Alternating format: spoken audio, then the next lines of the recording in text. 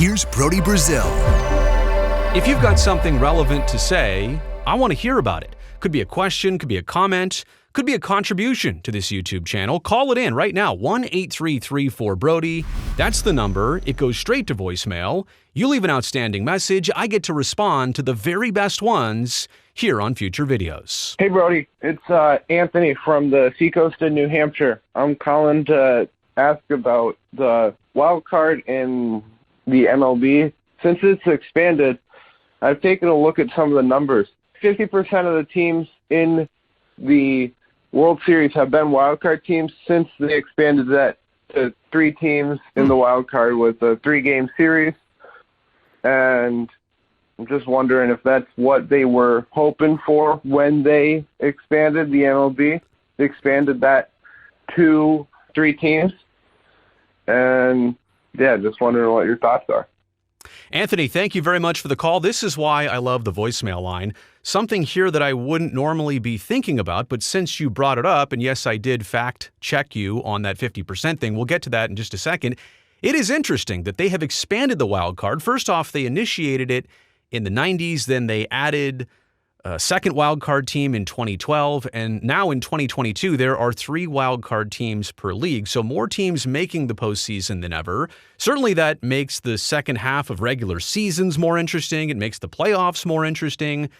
But is Major League Baseball getting what they want out of this? Or, simply put, are the wild cards getting a little too wild in postseason play? So since that 1994 implementation of any wild cards, like there were 1 wild card team per league, 8 wild card teams since 1994, up to, by the way, 2024. Obviously, we haven't got to 25 yet, but from 94 to 2024, 8 wild card teams have won the World Series. Another 8 teams have appeared in a World Series as a wild card team. As of 2025, the 2002, 2014, and 2023 World Series are the only editions featuring 2 wild card teams squaring off against each other. But to make the point here, since the implementation of any wild card teams, 16 World Series teams have been there across 30 years. That's a pretty good representation when you think about division winners and all the talented teams and simply who makes it past the wild card round into the ALDS or NLDS, ALCS, NLCS, and ultimately to the World Series. 16 teams as a wild card making the World Series. Heck, 8 wild card teams winning a World Series since 1994. That's actually a pretty impressive number to have to do it the hard way, sometimes winning that 1 wild card elimination game like it used to be. But since 2022, to the point of this call, when we went to a 3-team wild card format. So just to recap, in 2012, it became 2 wild card teams per league. They would play each other in 1 game. The winner of that would then go on to face one of the division winners, one of the other 3 division winners. That way you go from 2 teams down to then 4 teams, then to 2 teams. Anyway, you got to have even numbers, right? But since 2022, 3 wild card teams per league, 3 of the 6 total teams to appear in the 22, 23, and 2024 World Series were wild card teams. So yes, extremely small sample size. We've only been doing it this way for the prior 3 seasons, but that is correct. That is actually factual. 50% of teams in World Series in the last 3 years have been wild card teams. And obviously 2023 featured a pair of dueling wild card teams in the World Series. So how does this compare like baseball versus every other sport? How many teams actually make the playoffs? Because getting to the World Series is one part of it, but even qualifying and getting into the postseason as a wild card team certainly has changed the dynamics of Major League Baseball, its regular season and its postseason. In the NFL, 14 of 32 teams make the playoffs. That's 44%.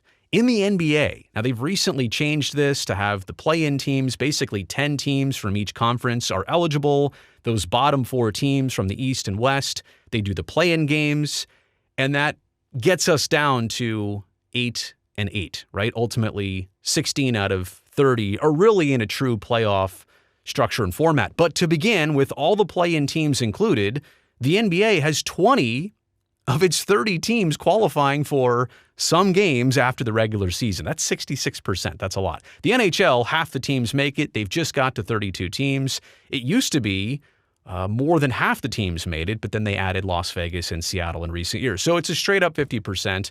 And in Major League Baseball, think about this. It used to be only a small handful of teams out of almost 30, and then it became 30 teams. And now it's only recently become 12 out of 30 teams, which is only 40%. So to anybody who complains and says, well, they shouldn't have this many teams in the Major League Baseball playoffs, or the wild card thing is just a gimmick, baseball is still really hard to get into the postseason. You have to play 162, and sometimes you're not even close to being one of those top 12 teams.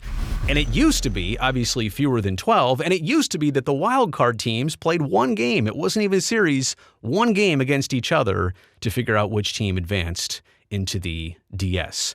Is this good for baseball? Does this matter for baseball to have so many wild card teams having so much success?